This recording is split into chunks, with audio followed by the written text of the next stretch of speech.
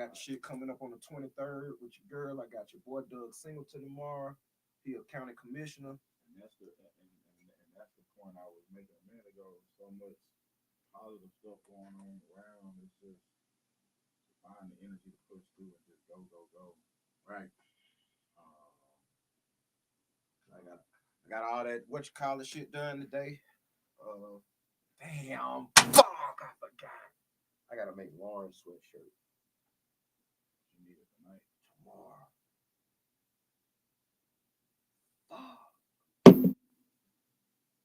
You got all the stuff at the house? Hell no, I ain't got no white glitter. What time she need it by? Shit, I'm gonna do it in the morning. I take my after I work out. What time?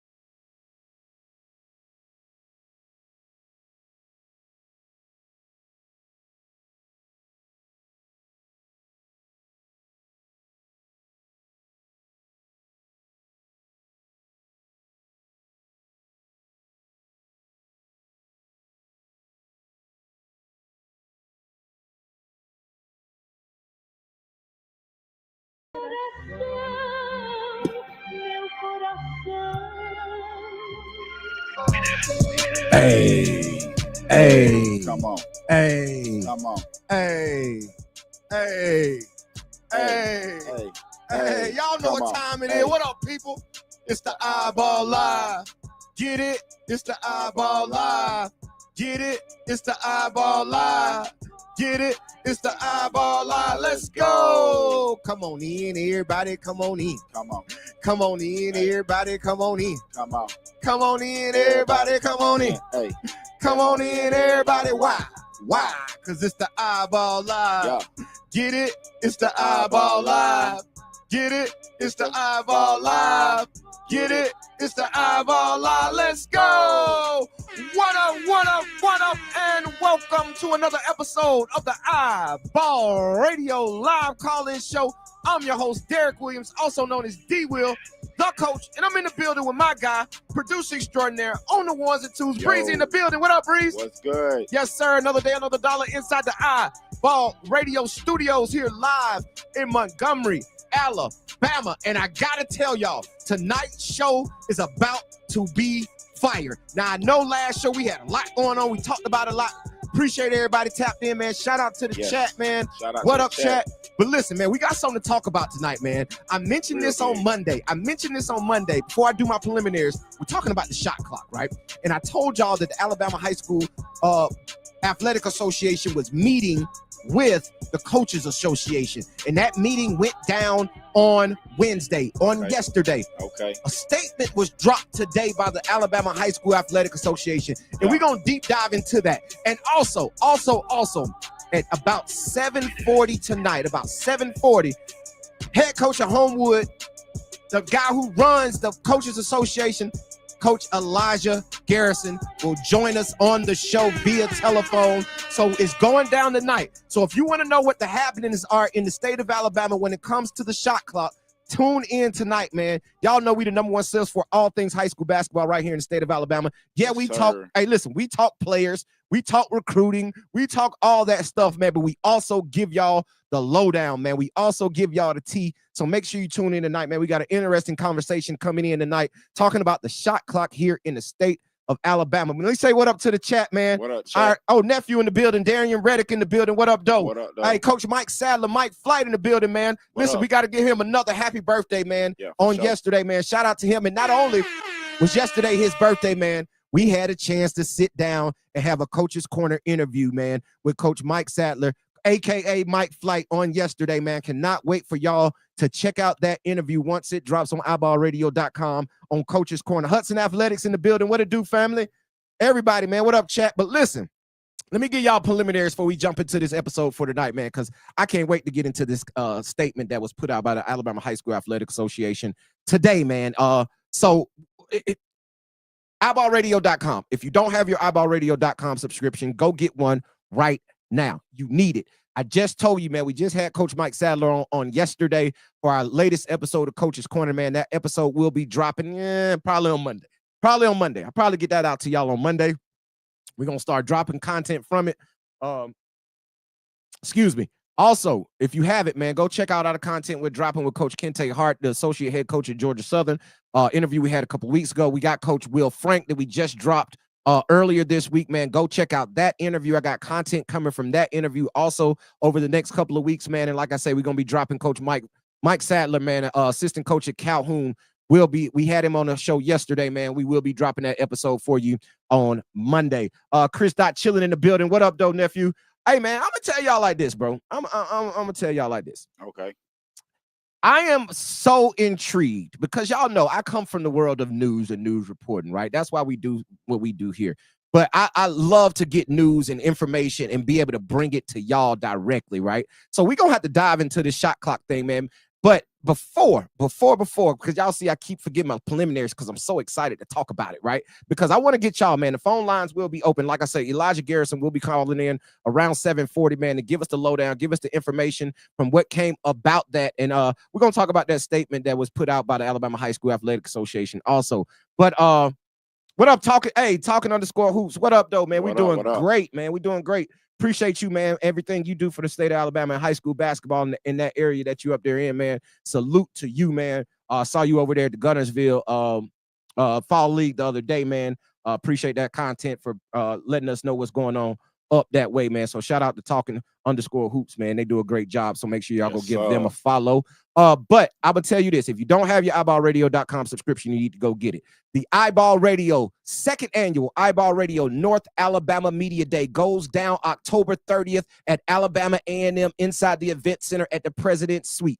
It is going down, girls, October 30th from 9 a.m. to about 12:30, 1 o'clock.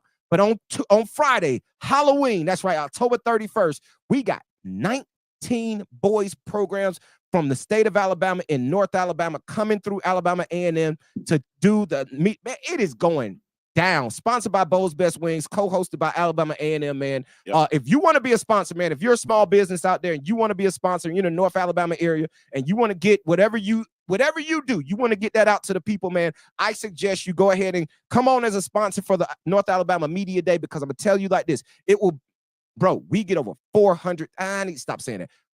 We 500,000.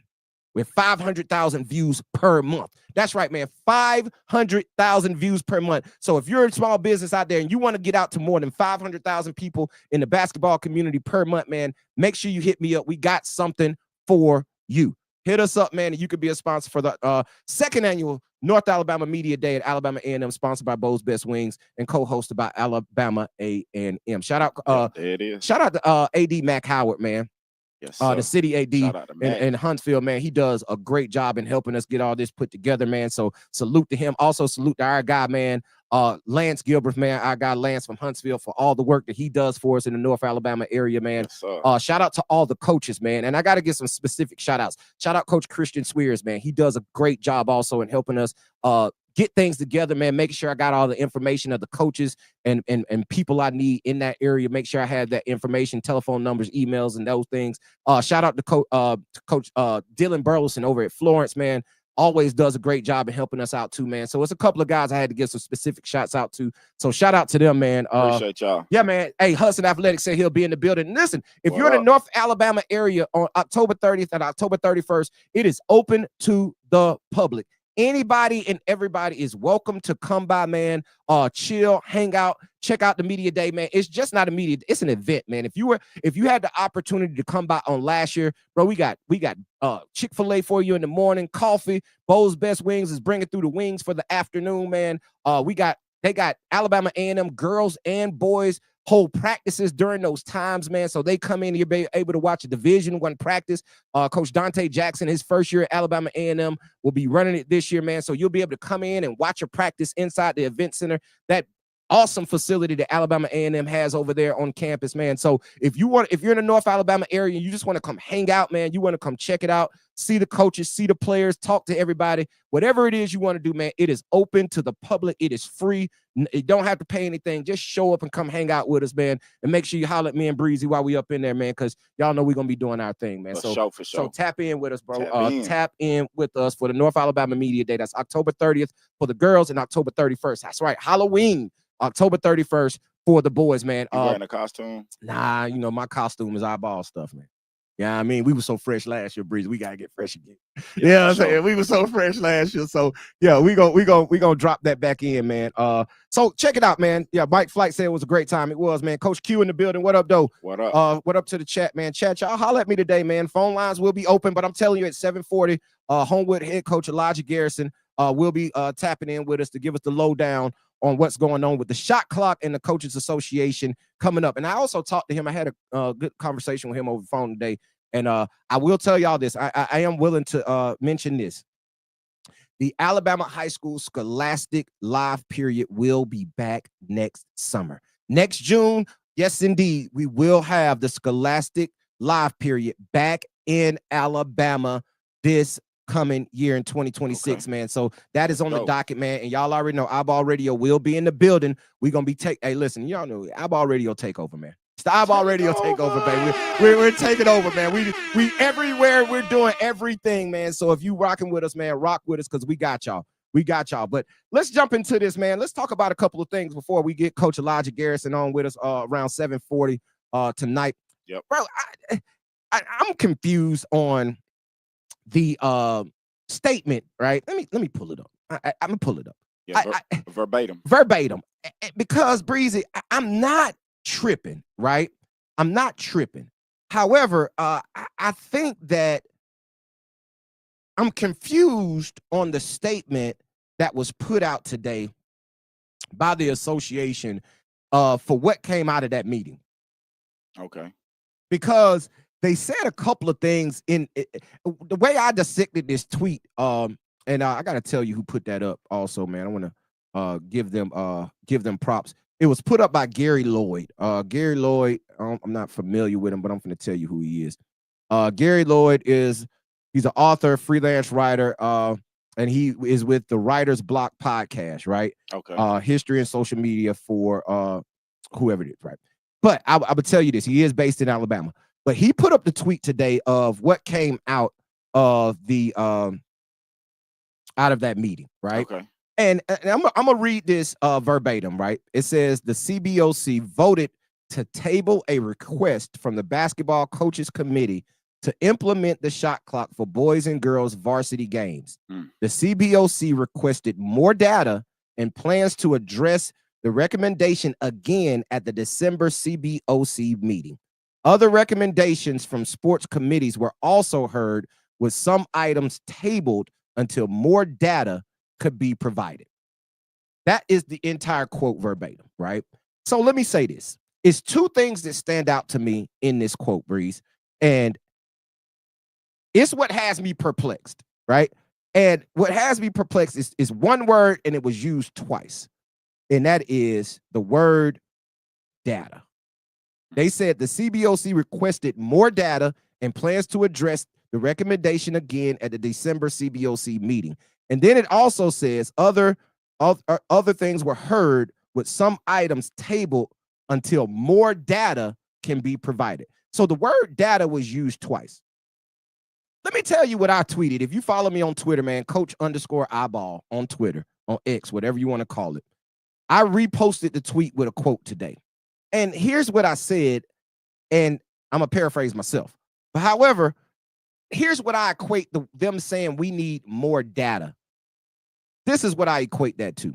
I equate that to being, you know how you go to college, they say go to college and get your degree, right? Right. And then as soon as you get your degree, you done been through 4 years or whatever your area of study was, you've been to college, you get your degree, and then you come out into the workforce, and it's hell to get a job. Yeah. It's hard to get a job in whatever it is that you do, right? And then what do they always say when you go apply for that job? You ain't got enough experience. You don't have enough experience. Like, I just got out of school. I just got out of school. So how get it? How am I trying to? So I equate this word data to that. Like, you're telling me that you need more data for something, just like you're telling me I need more experience for a job. But here's where I'm going with that. How are we gonna get more data or data, however you want to pronounce it, if you're not gonna allow us to implement it? How is the data supposed to be collected if you're not actually doing it? Yeah, right. You ain't using it. How am I supposed to get experience if I'm not allowed to do it? How am I supposed to give you the data that you need in order to make the decision you need to make if it's not being implemented on any level? Right. Now, there was talks that 7A was going to use the shot clock this upcoming season in area games. Because here's the thing I want y'all to know. The conversation is, can we use it in area and playoff games, right? They can use the shot clock during regular season games at any given school. If you got shot clocks at your school, bro, you can use them, right? During a game, excluding area games and excluding playoff games. So the whole conversation is, can we get these implemented for the entire season, including area games and including playoff games, meaning the state finals and state championships, the regionals, the sub-regionals, right? Area games. So my point is, how are we going to collect the data for this if you don't allow it to be done, right? Now, are you going to track those games that are non-area, non-playoff games to receive the data that you need? I doubt it. They're not saying that. So if that's not happening, how are you going to get the data that you need in order to make the ruling that you need to make? Right. Because here's the thing. We talked about this on a previous episode because Elijah Garrison and the Coaches Association provided us with the data they collected of the polls when they polled all of the high school coaches in the state of Alabama. Right? They polled all the coaches in the state of Alabama, and they received that information back. And it was overwhelmingly a yes for majority programs. And we sat here on the program and called out those schools that said no, right? And remember, we had some schools come back and say, hey, you said, we said no, we said yes. We want the shot clock. So my point is, if the coaches and these programs want the shot clock, why don't you just give it to them, collect the data you need to collect from that, and then we go from there. Now, I also asked this question, and like I said, we're going to get into this around 7:40 when Elijah Garrison calls in, but I asked this question. I was like, are we using our neighboring states? Are we collecting data? Are we doing research from our neighboring states that are doing the things that we want to implement, right? We just announced that Georgia came out, the Georgia Athletic Association, High School Athletic Association just came out and said that they will be doing a reseed after the regular season going into the playoffs so they can have a better quarterfinals and semifinals and get the two best teams in the state finals championships that they possibly can, right? Which makes all the sense. Remember, we even suggested that last year going into our season. We even put out a sample of what it would look like to reseed. And we put that out on iBallradio.com. We did a mock up of the playoffs and what they would look like if we were to do a reseeding after the regular season or after the area championships going into the regionals and the regional finals. So we can end up sending teams to other places. We don't got teams playing each other 3, 4, 5 times just to get to the state finals, to avoid those type of matchups and also to get the absolute best teams we can into the state finals, right? We did that last year. So Georgia just came out and said that they're going to do that coming into I don't know if they're doing it for this season, but I think they're going to implement it for the 2026 season. So with that being said, if they're doing it, are you going to collect that data from what they do? Because Georgia uses the shot clock. Now, I'm not sure if they use it during the playoffs. I think they do, right? I can't quote that, right? Y'all know I ain't too versed with what Georgia got on, but I kind of try to pay attention, right? But my thing is, how are we collecting this data that you're asking for? Exactly. Without having the experience to do it. Exactly, bro.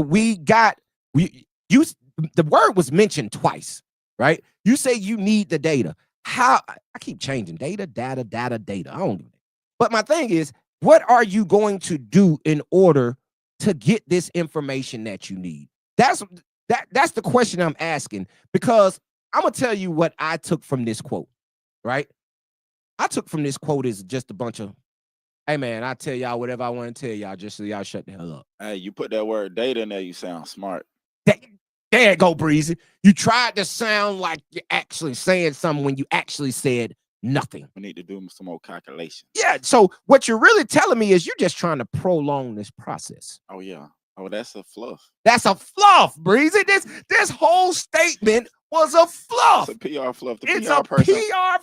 Hey, shout out our guy Ron Ingram, man. We love Ron Ingram. That's our guy. Oh, he the PR person? Oh yeah, no doubt. He's communication director. Oh well, oh yeah, okay. You know what I'm saying? So I think, right. And I would love to have Ron on the show one day. Man, I would love to. Would he do it? I don't know. I'm gonna reach out to him because he's our guy now. I hit Ron up. He hit me right back immediately. Hey, right. It's good to see you, iBall Radio. Hey, it's good to see you, iBall Radio. So I say this, bro. I would love to get him on the show because I wonder if that was a trying to be careful.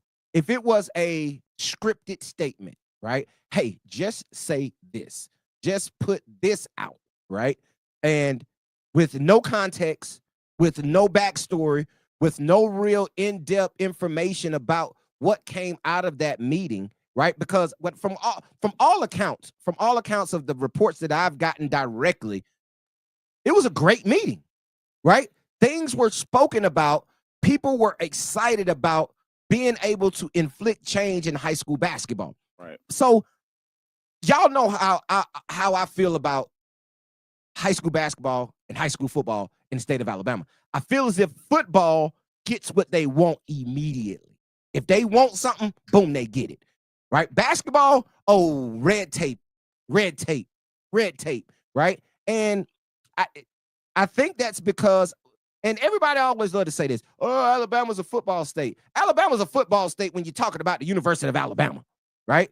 Like when you're talking about the University of Alabama and Auburn, right? That's really where that comes from, because we don't have professional sports. So football, it is king, right? It is, but football is king on the professional level. Yeah. The NFL is the #1 professional league in the world. Right. It's more popular than the NBA. However, the NBA still gets done what it needs to get done because it's its own separate entity. Now, I understand that that's the NFL and the NBA are different, right? They're different. And the Alabama High School Athletic Association encompasses basketball, football, and all other sports, including Title IX sports. So I get it. It's just not those two. But those are the two revenue-generating sports, even in the state of Alabama. Do I understand it and realize that football generates more money?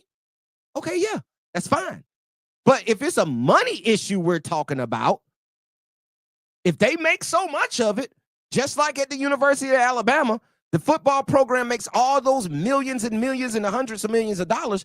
Guess what they do with that money? They kick back to all the other programs at the school. So every program benefits from the money that is generated from football. So if that's the case, if we're making so much money and football is such at the forefront, then why don't we do some kickbacks, right? Do some kickbacks. Because here's the thing. About 3, maybe 5 years ago, shot clocks, right? Shot clocks were about $3,500 for a pair, right? It was somewhere around there for those Daktronic shot clocks that you see in the NBA that sit on top of the goal or whatever it may be. They were about $3,500 3 to 5 years ago. They were expensive. I get it. They were extreme. That's high, right? Now, bro, you can get a pair of shot clocks, Daktronics, for about $800. About $850 for a pair. So you could get two. So they're about $400 a piece, $450 a piece, right? To get 2 shot clocks. Bro, that's extremely affordable. So my point is, you can't tell me that the financial part of this is the issue why we can't get shot clocks at all high schools in the state of Alabama. Now, let me go to the chat real quick, because you know I get going. Jake Wilson in the building. What up, nephew? It is. Coach Q said this is becoming so tiring. all of this, can't see it, I'm sorry. But it also says, look, Fred in the building. What up, Fred? What up, though? He's like, they sound dumb to me. Data my ass. Hey. I agree, man. I agree. But Coach Q also said, hello, I have some data. All the best hoopers are leaving to go to other states with NIL and the use of shot clocks in high school. Thanks. That's the data. That's the biggest data. Hey, man, Coach Q, man, hit the horns for Coach Q, bro. That's a hell of a statement. That's a hell of a statement because that's the data we need to see. And here's the other part. That's the we need to snip that and send that to them. Yeah, that needs to be snipped. Here goes some more data. Here goes the data that you're asking for, because I don't know how we're supposed to calculate the other data you're asking for, but the data I can give you is that all our top athletes are leaving the state to go to other states with the shot clock, also with NIL, and I'm gonna say something about NIL here in a second. Also, NIL, that's the data. We're losing our best athletes to other states. That's the data that you need to equate, because I know I've said this a lot of times, man, and I ain't trying to sound like a broken record. But if we could have kept these kids from the class of 2026 in the state of Alabama, my God, we would have had the best basketball in the country. Right. In the country, if we were able to keep the class of 2026 intact, which we were not even remotely able to do. But on the fact of the NIL, y'all know he was talking about HB 489, which is House Bill 489, which was the bill that was presented in the House of Representatives during the legislative session earlier this year that ended in May. So I was told, I had somebody from AL.com hit me up, right? And they told me that the House Bill 489 died in committee, meaning it never made it to the House floor for an actual vote. It never came out of the committee to get to the House, to get to a bill, to get to a vote, to even get to the governor's desk for her to sign, right? So that bill died. So we will not be getting, remember I told y'all October 1st was, I told y'all this months ago that October 1st was the day we'll get that ruling. It never made it to that point, right? It never made it to that point.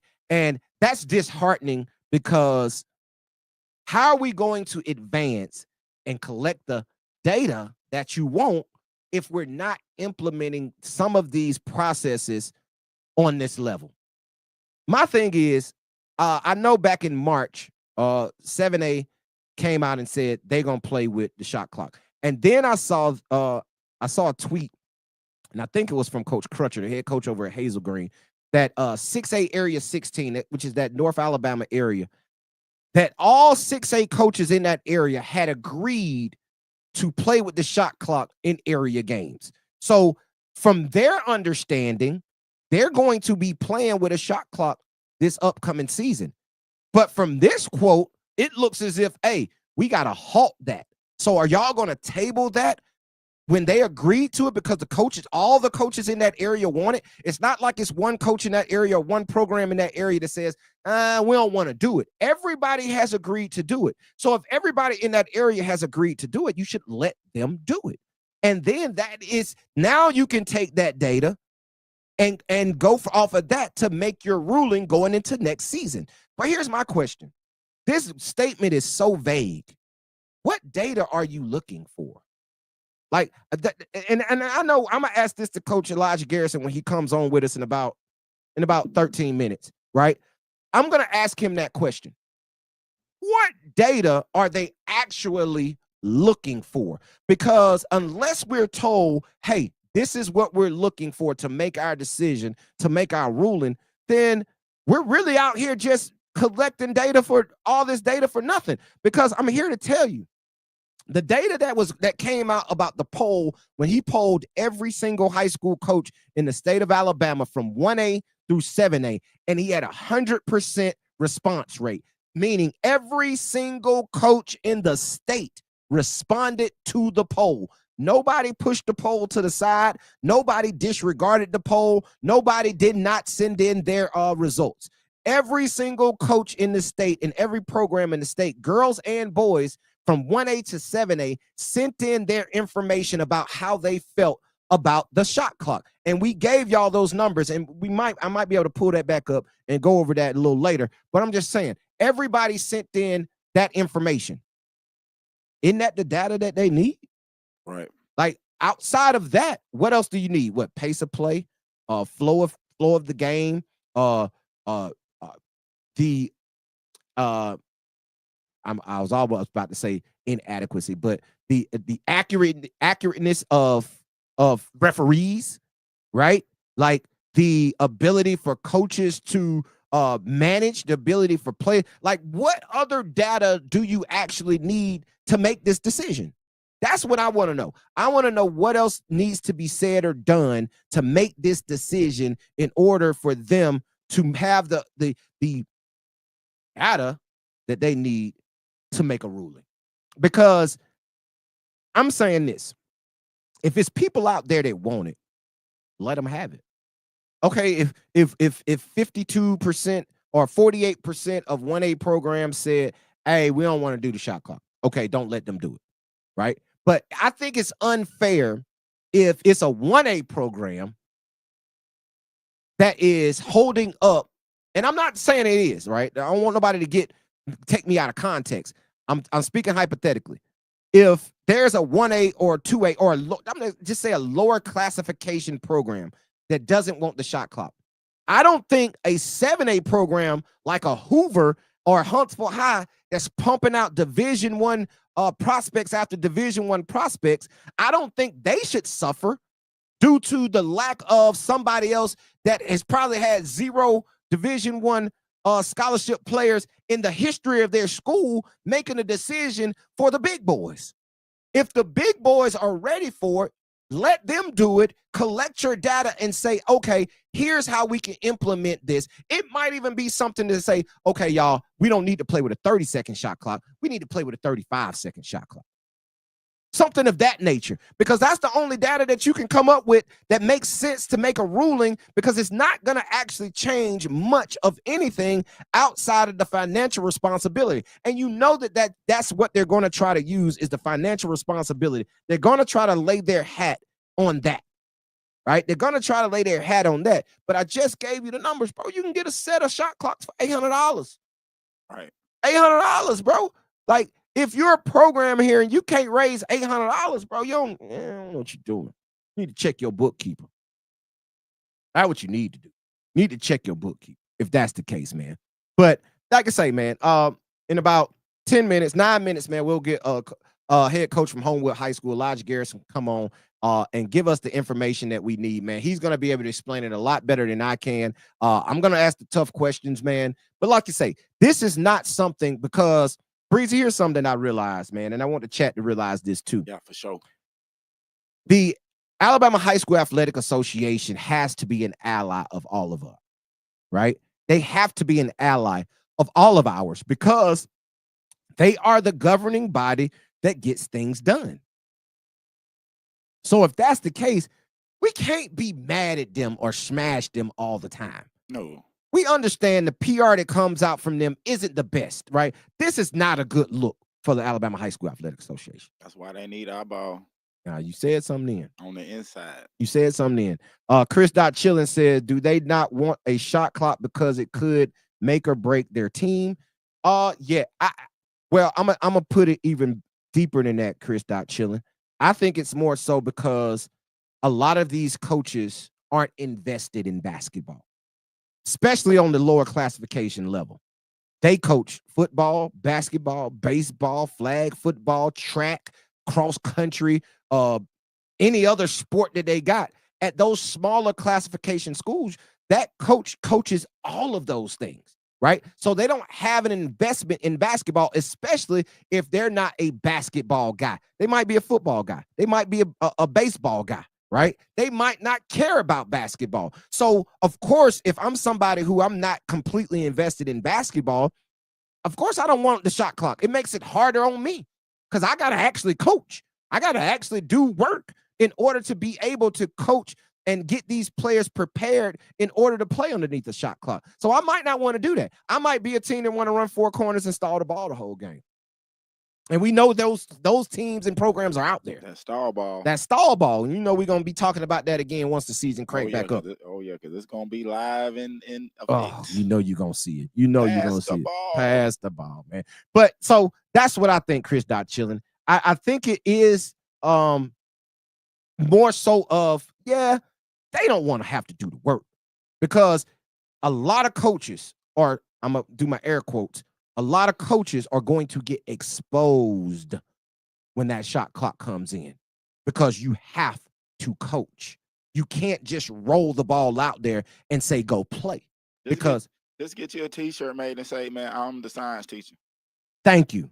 And I didn't even thank you for bringing that up, Breezy. That's the other part of this. Most of these coaches that are coaching basketball on some of these levels, bro, they history teachers, they science teachers, they math teachers, they driver's ed, their health. They don't care about no basketball. They don't care about sports. Let me tell you what they're doing. They got coerced. They're picking up a stipend. It's extra money, right? It's extra money. I might be able to go pick me up $2,500 extra by saying I'm the basketball coach, right? Like, and they're looking at it solely through that lens. I'm picking up an extra check, right? And I get it. A lot of these schools don't have a lot of talent. So why would I invest a lot in something that ain't? But for schools like 7A schools, 6A schools, 5A, 4A, 3, I'm telling you, I'm pretty sure Providence Christian, who is the defending 2A state champion, they want the shot clock, right? They got high-level players. They got Elijah Joy. They got Pierce Boone. Those are guys who have potential to go on and play at the next level. If I'm not mistaken, Pierce Boone just got off an official visit to Maryville, a high major Division II. He just went to a high major Division II official visit. So my point is, it's guys out there on lower levels. Hell, J.D. Davidson, who is the backup point guard with the Houston Rockets right now, came from 2A Calhoun. 2A Calhoun. You don't think it would have benefited Calhoun to play with the shot clock back then?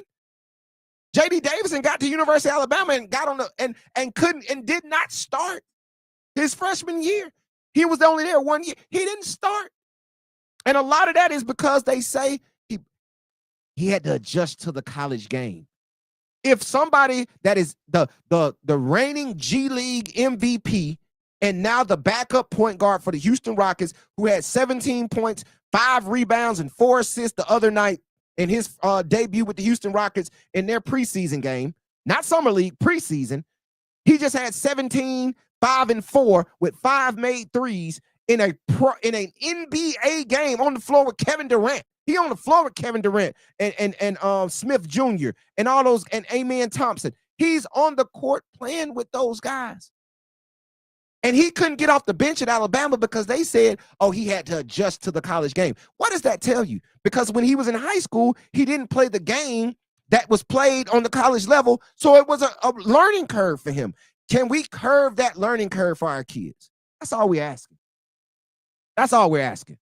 Hudson Athletics says, they're already getting exposed. Facts. They're already getting exposed. They've been doing that. But now it's just going to be even more glaring. He also said no shot clock, no NIL. Alabama will forever be behind. And I agree with that, bro. I agree with that. Now, when you go to these other states, let's keep it a book. They're bigger, right? They're bigger. They have more resources. They have a larger population. They have a bigger surplus in their government because, and that goes through several things, bro.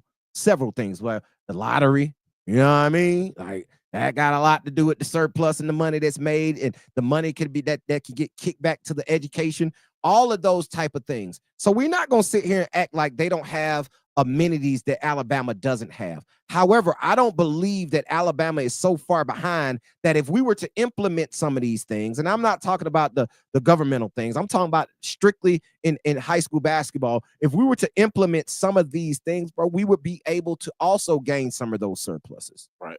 We would be able to grow. We would be able to keep and retain our top players here in the state of Alabama. Because, man, if we could, man, I'm telling you, if that class of 2026 was able to stay together, bro, man, stop it. Like, stop it. Just look at it. Look at what has already been done in the class of 2026, and look at what could have been done if we were able to retain our top players. Literally, all of our top players left the state. Gage Mayfield, a couple of years ago when we put out the iBall Radio lottery rankings, Gage started out around 9 or 10, right? He's around 9 or 10 in that class, right? Then everybody started to fall off. Caleb Holt left. Clyde Waters left. I keep calling him Waters. Clyde Walters left. Then Ladarius Gavan left. Then Jay Green left. Then this person. Then that person. Coben Landrew left. Coben Landrew just went on a damn visit to UConn. He just went to his official visit to UConn. And shout out to Coben Landrew, man. He announces his college decision on October 15th. October 15th, we'll find out where Coben Landrew is going. I think he got his top 6, man. I think it's UConn.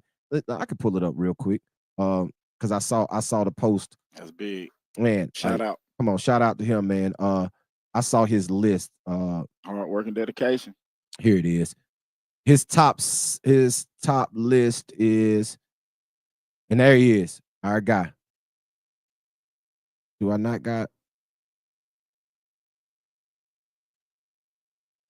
Oh, it's 40 minutes. Yeah. Coach, can you hear me? We got him turned up. We connected. Yeah. Coach, can you hear me? He hung up. Let me see if I can call him because I didn't hear it ringing in my ear. I ain't hear nothing. See something. Make sure. Let me make sure. It said I'm connected.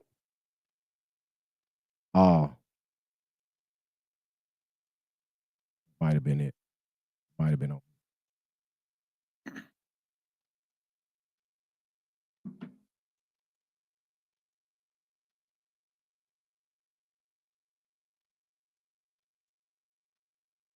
Sorry about that, y'all. I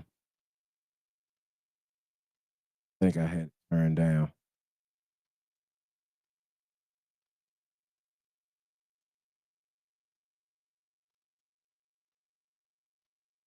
I'm not hearing it.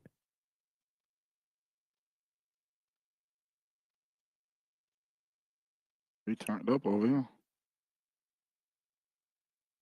Coach, can you hear me? We having issues with the phone tonight, y'all. Of all nights, the phone always work, and now all of a sudden it don't want to work. See if I can call him. I don't even hear it ringing. Yeah, it's not ringing.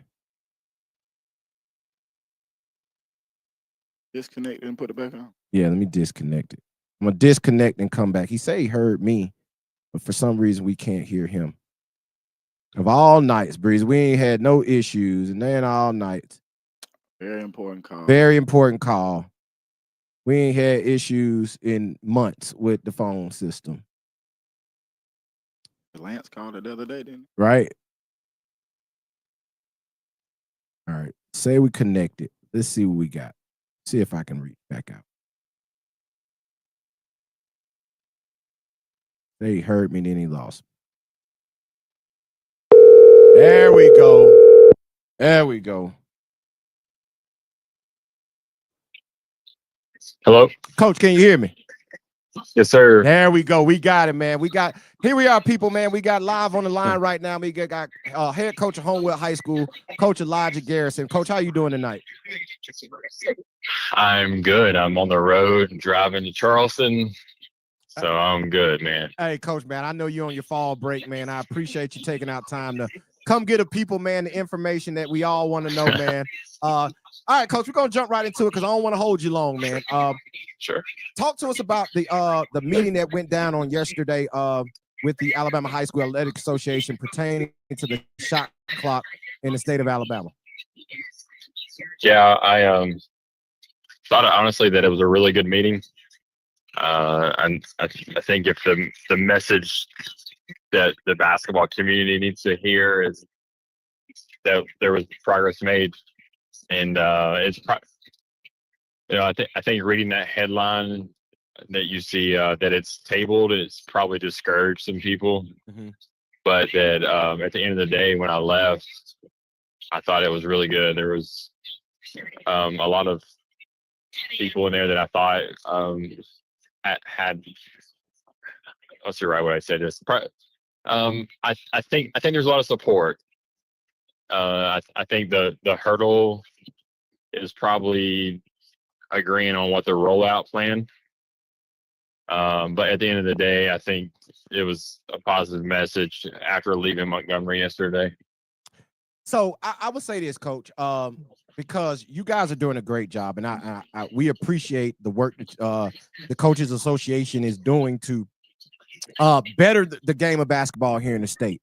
So, Yes, sir. with the statement that was put out today, like I say, it's a word in there, and I was explaining this to the audience. It's a word in there that stuck out because they used it multiple times, and that's the word data, right? Yeah. It's we want to collect more data.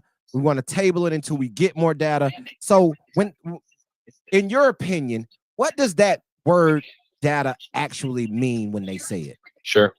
That's a good question. I'll tell you. So my presentation was very data filled. Like the things I touched on were the cost of the shot clock, and I will tell you, like 2021, we were presented at the Royals Clinic that a shot clock costs somewhere between $5,000 and probably like $7,500.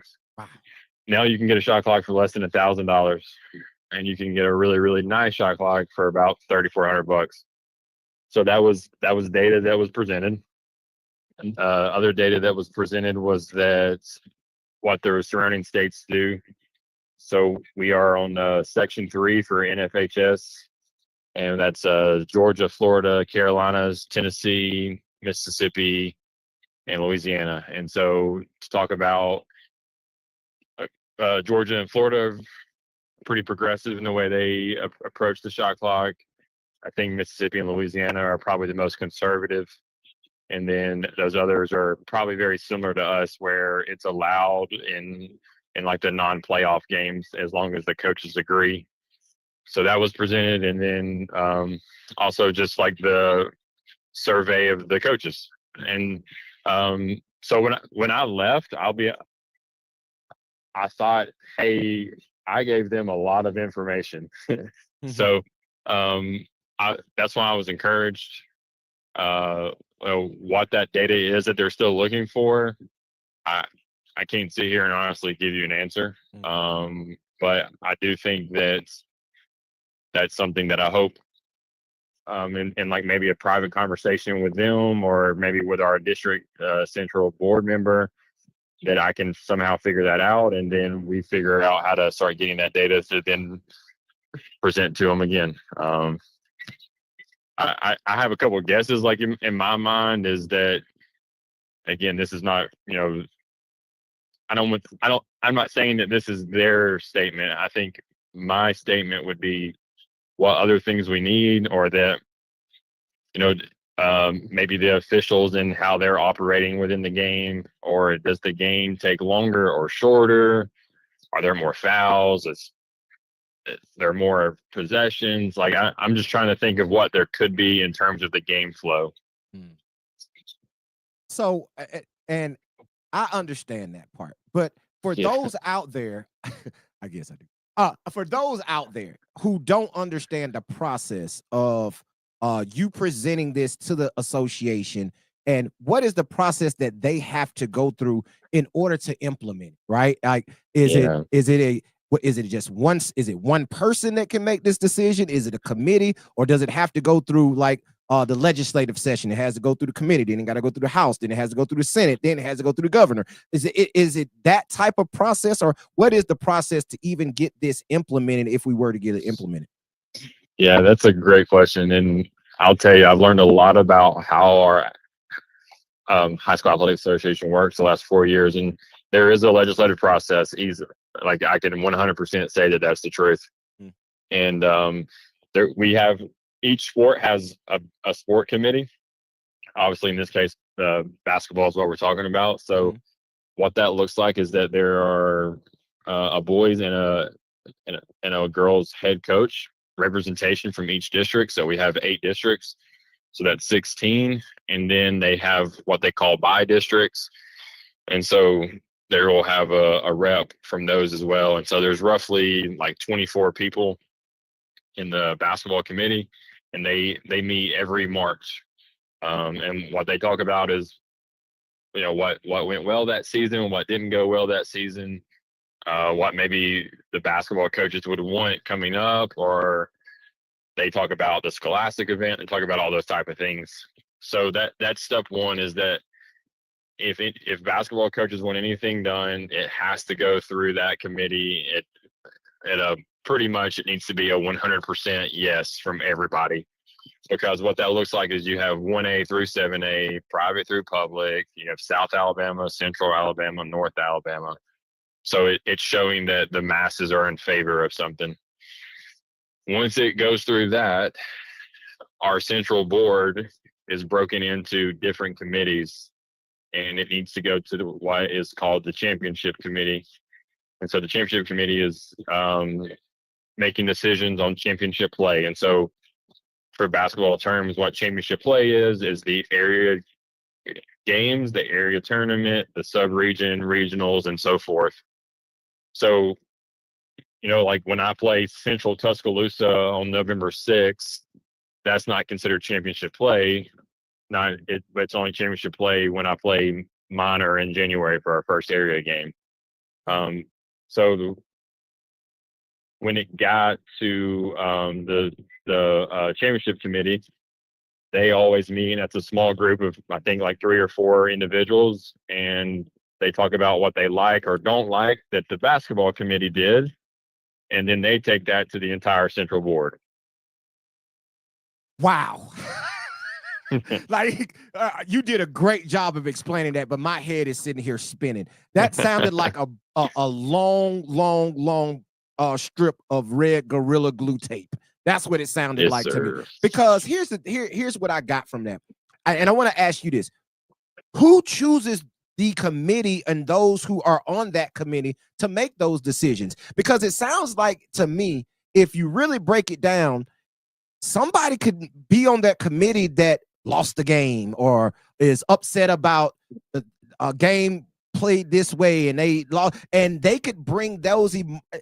Is it some of that can also be inside of it? Like it's more personal than just being, hey, I'm doing this for the betterment of the state. This can benefit me or it can hurt me. So since it can benefit or hurt me, I either want it or don't want it. Is it some of that can go on? Is some of the reason that it gets caught up in a lot of these committees? Yeah, I'll say especially like I can speak more towards the basketball committee than maybe the central board, because not as well versed with that, because that's more of like superintendents and principals. But with the basketball committee, absolutely, I think it's almost a lobbyist in terms of like every January, February, March, I try to talk to a lot of them to say, like, please think about what helps basketball. Like that's why you're here, is like so for the Birmingham area, we have Coach Ware from Hoover, and then we have Steele as our 2 reps. And so like, if Coach Ware and I talk, like, hey, make sure this is okay for basketball and not just what's best for Hoover. Like that's why the District 5 people put you on the committee, because to represent all of us. And like, yeah, that's hard because we have Hoover, like obviously one of the bigger schools, and then we have I think District 5 Tuscaloosa County, Jefferson County, and Shelby County. Wow. So I mean, there's definitely some 1A schools like Jefferson Christian or Tuscaloosa Academy is a 2A. So like it's hard to say Hoover and TA are in the same boat. But yeah, he has to make those decisions on what's best for the entire district. Wow. So, like that's tough, man. And if and the reason I say that, you just say District 5, like you just explained, that's a huge area. Like it is so many schools that are encompassed in that district that I can't get me and my staff, it's 4 of us. It's hard for us to agree on one thing, right? So if we gotta agree, we gotta have 100 schools, so to speak, to be able to agree to get something done. And even if they do agree, then it has to go to a central board that may be full of football or baseball guys, or it might not have much basketball representation. Then it has to go through that. So like, it's like we're continuously having to fight an uphill battle to get implemented for basketball. But let me ask you this. I know we're basketball guys. That's what we talk about. So I try not to move outside of that.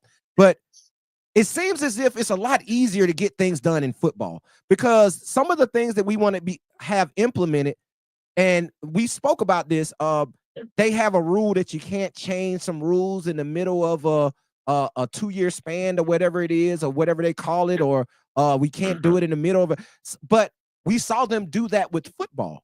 Is it something that is different between the committees when it comes to football and basketball? Yeah, I think you know, the truth is that it's still Alabama, right? And that, you know, basketball in our state has always had some really good players, but I think maybe the last, I don't know, what, 10 to 12 years, I think maybe high school coaching has gotten a lot better. Is that fair to say? I don't know if you would agree with that or not, but maybe it's probably more like there's more media attention on it. There's more focus on trying to progress the game versus in the past. I think it was just, hey, this is for sure going to always be the sport, you know, right after football, right? But now, like the last 6 years, we've had 3 Final Fours in this state. So I just think there's a lot more awareness now, and there's a recency growth of the sport, like in our country, especially our state, within the coaches. And so I think we are probably fighting for basketball and for, you know, rule changes here and there, maybe like how football did in like early 2000 or something like that.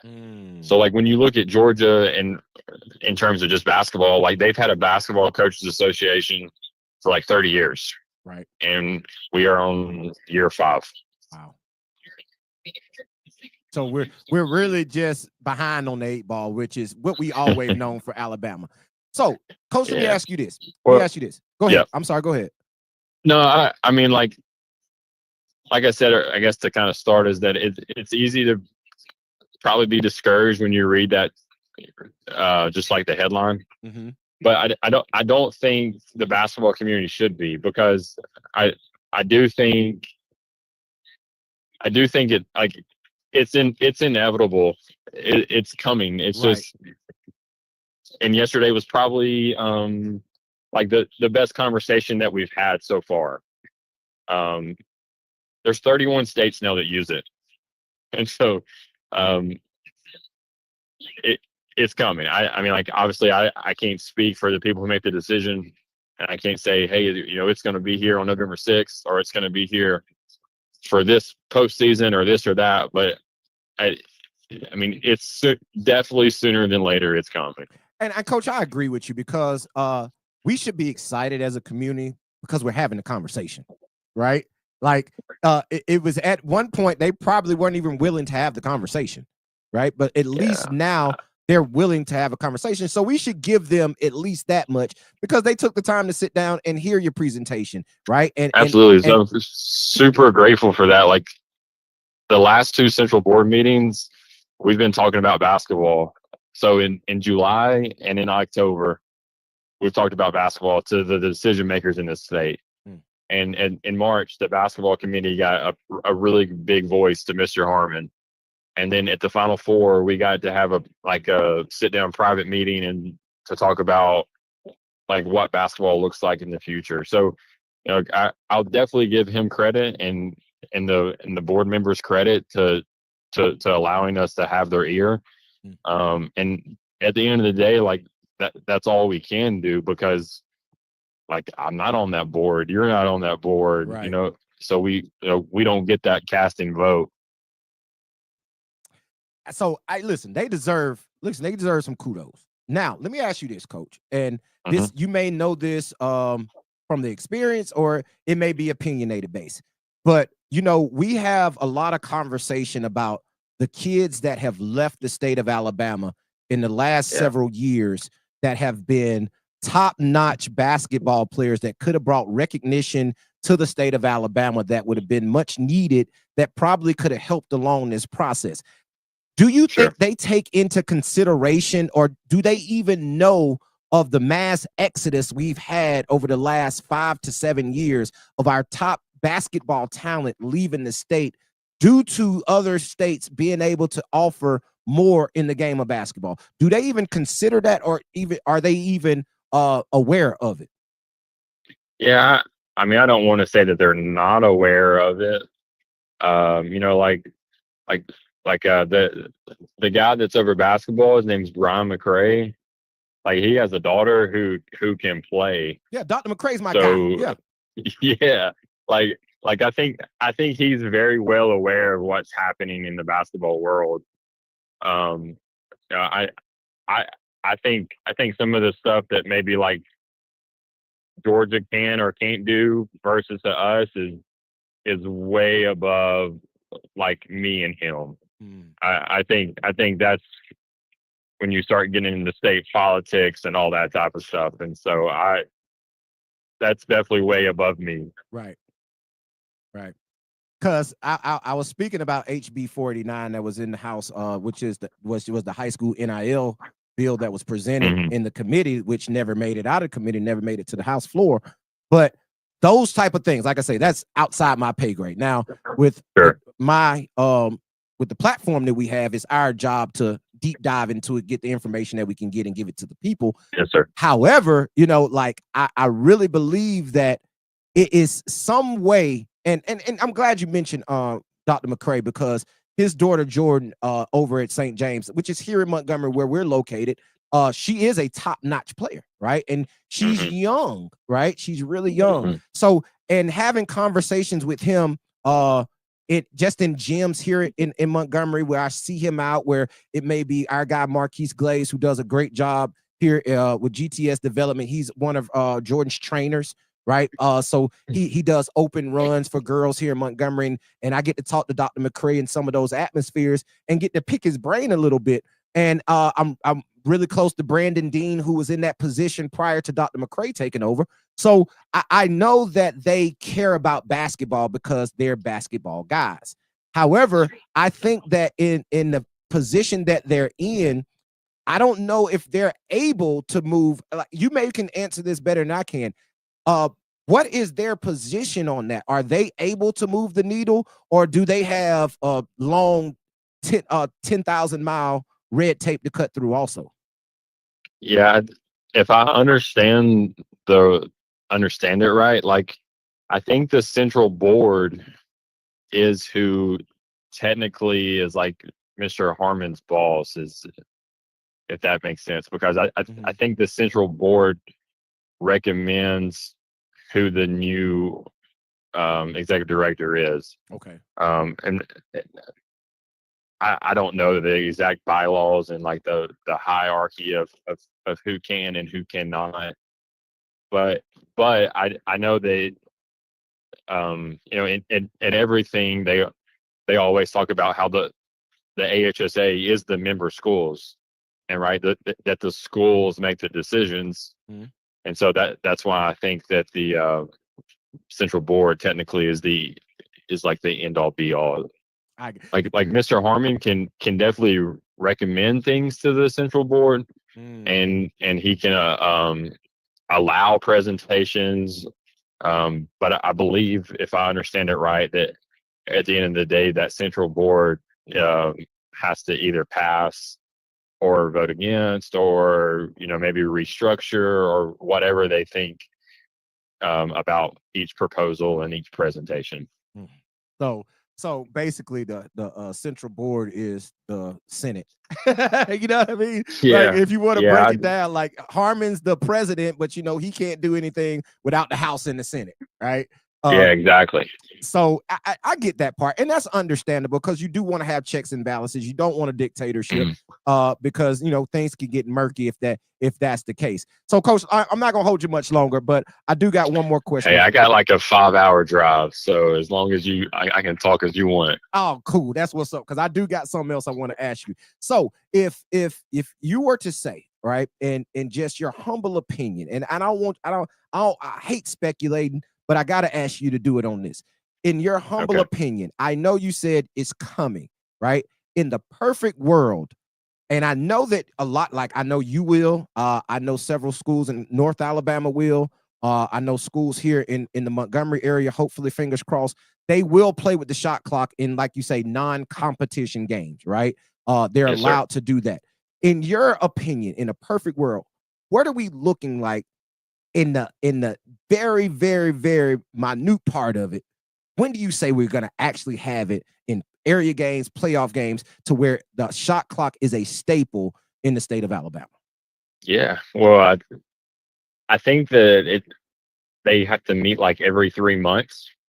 So that means that they meet like either in December or January. And I guess like best case scenario is that they all have agreed on what that rollout plan would look like at that point. And they make a ruling or a decision on that. And then it's ready to go come with the new reclass that's coming in the spring. I think that's perfect world. Right. Just because knowing, I know that they don't like to do stuff in between classifications, right? And that's okay. Like, if that's what they want, then they make the rules. So we have to, even if you disagree with that, like then you just respect it, because at the end of the day, they're the people who decide what happens. So with the new reclass happening, I think perfect world, and we hit a grand slam, is that we get it in the spring.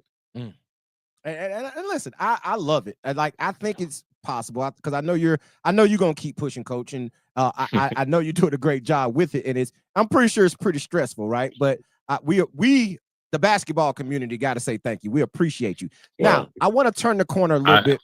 Go ahead. I'm not doing it to be told thank you. I promise you that. I'm just doing it because I think that it's right for basketball, and right. There's no personal agenda in this. It's just, let's make basketball better at the end of the day. Coach, I gotta give you your flowers, though. I'm already gonna go give you your flowers, Coach, because you deserve it. But I'm gonna ask you this. I want to turn away from the shot. I will say I would be glad if they say yes to it, because my wife probably hates all the time I spend on the computer just looking at all these polls and everything. So right, hey, Coach, you on your vacation right now? You on the phone right now? I know you probably in trouble, but she's good with it. I want to turn away from the shot clock a little bit.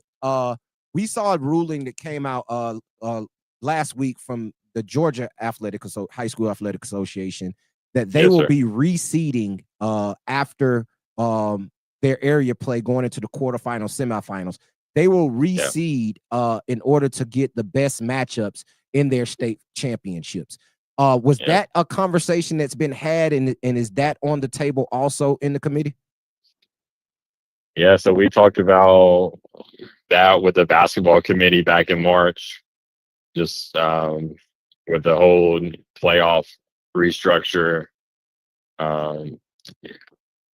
There were some things that made it a little further with the basketball committee, but the rankings not so much. So maybe that's something we try to redo and try to figure out what's best, and what, like, I guess maybe the formula behind it. I would be interesting to see what Georgia actually is doing on how to determine the ranking. Because you can do RPI, which the NCAA used to do, or you can do net, which they do now. Both of those I think are good options. Net's better than RPI. I think it gives you a true gauge of who the most of teams are, where RPI doesn't really take into account a winner or loss on a road or a neutral site game, where net would be. So there's a lot of options there. And yes, we did talk about it back in March, but it did not go very far, to be honest. Wow. I'm going to be, I don't play, I tell everybody I don't cross state lines much. But however, this year, I'm really going to pay attention to, and I don't think they might not implement that until 2026. I'm not sure if they're doing it for the 25-26 season, or if that's coming 26-27. But I'm very interested to see how that works out, because I think that's something that Alabama should take a look at, because the advancement of the game is really all we're talking about in this conversation, right? Like, Sure. it's not like we're, like you say, it's no personal agendas. It's not going to help Homewood win a state championship if you implement these things more so than it's going to help any No, other school, right? But it's probably going to hurt us, actually. yeah, because you never know who you might have to run up against. You might have to catch one of them North Alabama teams, man. Have to run into Oxford or something a little earlier than you expect, right? Yeah. So I get that. And I just know the audience wants to know, and I was curious myself on if we're even getting any closer to that, because I know the shot clock is something that dominates. Now, it's another question, and this is the last one I got for you, Coach. I promise. The block chart circle, was that a conversation that is also with the committee, that's something that we could see implemented here in the near future? Yeah. So I'll tell a story real quick and then give you the answer on that. So the reason the shot clock can even be a discussion is because the NFHS allows it to be a state adoption rule, right? So they don't mandate that, but they let each state vote yes or no. Okay. The other side of that would be, I think, maybe 2 years ago now, the NFHS came out and said there's no more 1-and-1. Mm-hmm. So like that wasn't a state adoption. They said you're doing that state adoption on the shot clock.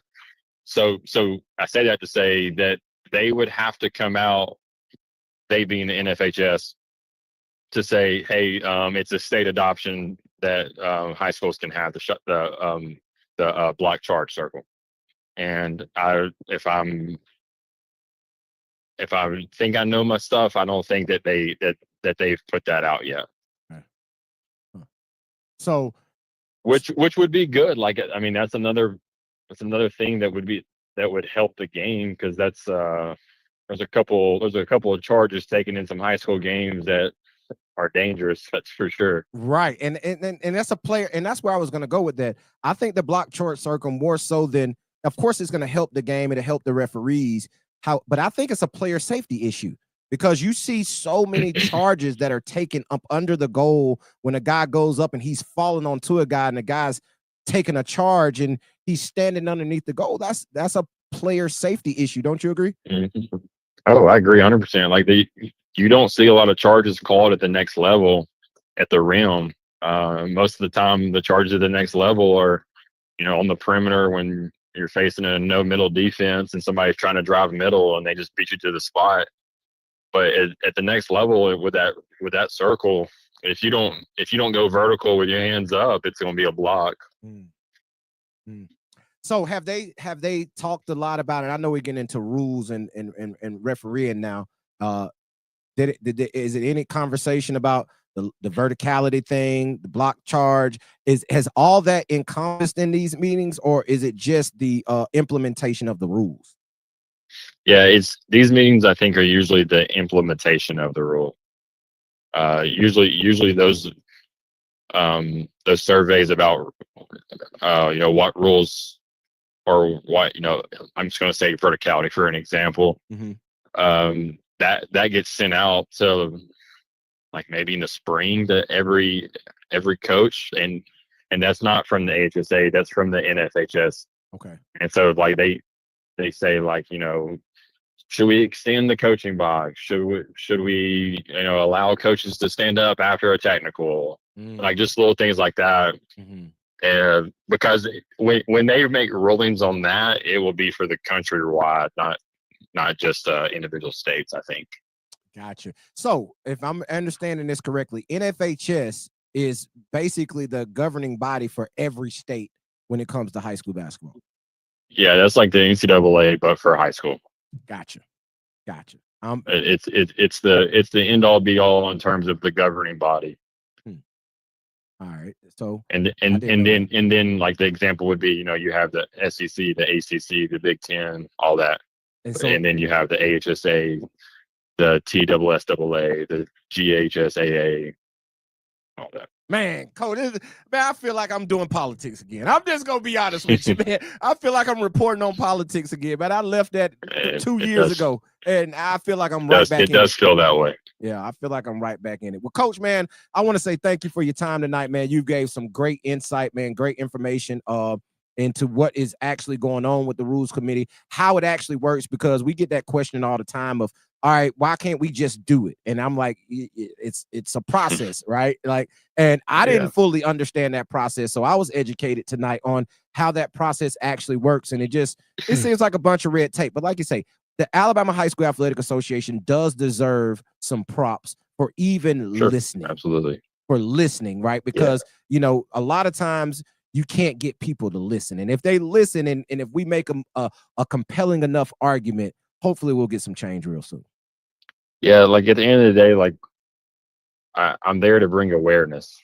It's full of principals and superintendents, and like they shouldn't think about basketball as much as I do. Like that's why I'm a basketball coach. Like that's what I'm passionate about, right? Like they're superintendents or principals because they're my basketball is them running a school or making sure they have the best teachers or whatever works for their system. So at the end of the day, like I'm bringing awareness. I'm saying this is something that is happening in our state, and just making it to the forefront of their mind. And I'm grateful that I was able to be the last two, because the squeaky wheel, or whatever that saying is, as long as I keep talking to them, they're going to do it. So there it is. At the end of the day. Yes, as long as we keep bringing awareness, man, at some point, even if it's, hey, man, I'm tired of hearing this, man, let's just do it, right? Like, if we got to annoy them, so to speak, enough in order to get change, man, that's what we're going to have to do, man. But Coach, man, and I tell you this real quick, and then I know you're on a schedule, so I'll get off. But like if people aren't okay with what's being decided one way or the other, like I would encourage them. That's why there's these district meetings, and like each district, like the schools in that district are the people who vote that represent the district. So like, if a baseball coach is listening tonight and he doesn't like who's on the baseball sports committee, well, then he needs to talk to his athletic director or his principal and say, hey, I want this baseball coach on the committee. And it's the same with basketball. It's the same. Like our schools in District 5, we put Coach Ware on the committee. We put Coach Still on the committee.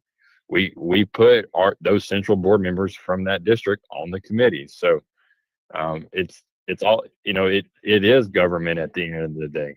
Right. So these things are voted on. So these people that are in these positions are voted on. Yes, sir. They are put on there by the schools in that specific district. So each year, is there like, for lack of a better term, do they campaign for it, or is it just? No, I don't think there's a lot of campaigning, but I do think there's roll off.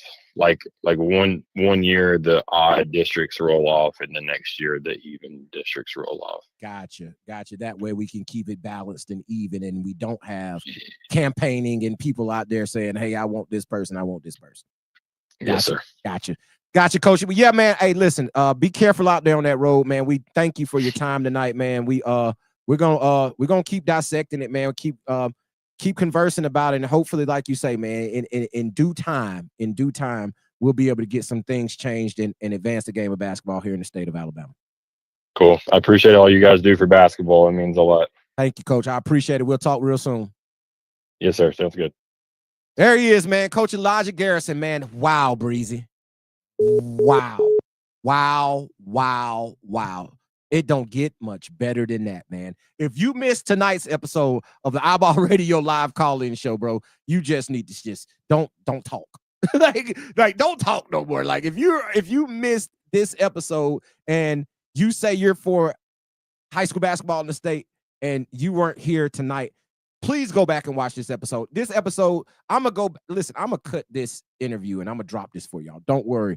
The people, the masses will get that, man. We thank Coach Elijah Garrison, head coach at Homewood High School, for bringing us that information. And in my opinion, bro, it just sounds like a lot of red tape. Yep. It's a lot of red tape. Like this is really government. Yeah. You know what I mean? Like it's the president, the Senate, the House, committees, the committees that even get there. Yeah, it's a lot, bro. It's a whole lot, man. And we're gonna continue to talk about this over the next several weeks, man, because I think it's an interesting conversation leading up to the basketball season. Because we're just about 3 weeks away from the start of basketball. Well, 2 weeks. We're 2 weeks away, 2.5 weeks away from the start of practice. We're a little bit under 3 weeks away from the start of first game, which is allowed November 6th. First day of practice is October 20th. First game is allowed to be played is on November 6th, man. So it's all right around the corner, man. It's all relative, man. So again, thank Coach Elijah Garrison for coming in and giving us information and giving us a lowdown, man, on how it goes and what needs to be done in order to get these changes and these rule changes implemented for what we need to do. And it's a lot, man. He said, bro, how do you get 24 people to agree on something? Hey, it won't never get done. 100%. And you got 24 different people from different areas, different sports that got, come on. And it ain't never going to, it's going to be hard. It's going to be hard, man. It's going to be hard, but hey, listen, that's why we're here, man. We're going to keep fighting that good fight, man. And as long as we got coaches and the Coaches Association represent Alabama, man. And like I say, the Alabama Athletic Association does deserve some credit, right? Because they're listening. Yeah. You know what I mean? Sure. I'm not sitting here saying, at least they didn't brush us off. 10 years ago, we wouldn't even be having this conversation. Right. Because they wouldn't even be listening. You know what I mean? So shout out to them for even listening. And as we continue, and like I say, I hope that information of the data that they need, because Coach Garrison just told you, man, he provided the polls from the coaches. He provided the pricing of the shot clocks. He provided the data from other states that actually use it and what they have done and how it looks for them and that compared to us. So he's given them a boatload of data to dissect, right? And if that information is there and they're asking for more, I just ask for them to be transparent to tell us what that information is. What information do you need in order to make the decision and the rulings that you need to make, right? And I now that I know it's all these districts and guys, and I'm finna start reaching out to them. I need them on the show, bro. We need them on the show. We need to get, if you're a district representative for, like he said, District 5 is Coach Ware. I got to go get Coach Ware on the show. Coach Steele, I got to go get Coach Steele on the show. I think in our district, in this area, I think it's Tommy Tisdale. I know it was him down there, the principal down at Keith, right? If he is still the district for the representative for our district, we got to get him on the show to understand what each area, because we see it's a area that matters, right? Like you got to get it to go through your area. Then once it goes to your area, you got to get it everybody in the other areas to agree. And once it get to that, they got to go to the committee. Once the committee agree, it got to go to the championship committee. And once they agree, they got to do it. So if that's the case, man, we need to talk to everybody. That sounds like it. You gotta talk to everybody. Gotta talk to everybody, man. But with that being said, man, we got to get out of here for tonight, man. Our time is up. I wish I had a little bit more time to kind of break down that conversation. But like I say, I'll repost this interview for you here in the next day or so. I'll probably get that out pretty soon, pretty quickly, so you guys can hear it. Go back and listen to it because it was a very interesting conversation, man, with Coach Elijah Garrison, the head coach at Homewood High School, also the guy who is over our coaches committee here. And like I say, we're only 5 years deep with the Alabama Coaches Association. Yeah. 5 years. Like I say, Georgia's they had a coaches association for 30 years, right? They got more pull. They're a little behind. Yeah, we don't got a lot of pull. We still getting our weight up, so to speak, right? When it comes to that. So he's doing a great job of that. I know he said he doesn't want any thanks or praise, man, but he deserves it, right? He gonna get some. He deserves it, man. We gotta give him his flowers. DeMarcus Williams, what up, nephew? Getting ready for his first college season, man, in the building. Shout out to him for tapping in with us as often as he does, and his dad, D, also, man. Appreciate y'all, man. But with that being said, Breezy, man, run the music. Let's get up out of here for the night. And there you have it, man. Appreciate y'all hanging out with us tonight right here on the iBall Radio Live call-in show, man. We want to, again, thank Coach Elijah Garrison, the head coach of Homewood High School, for coming in, giving us that great information about all the rules changes in the shot clock and things that we're trying to implement here in the state.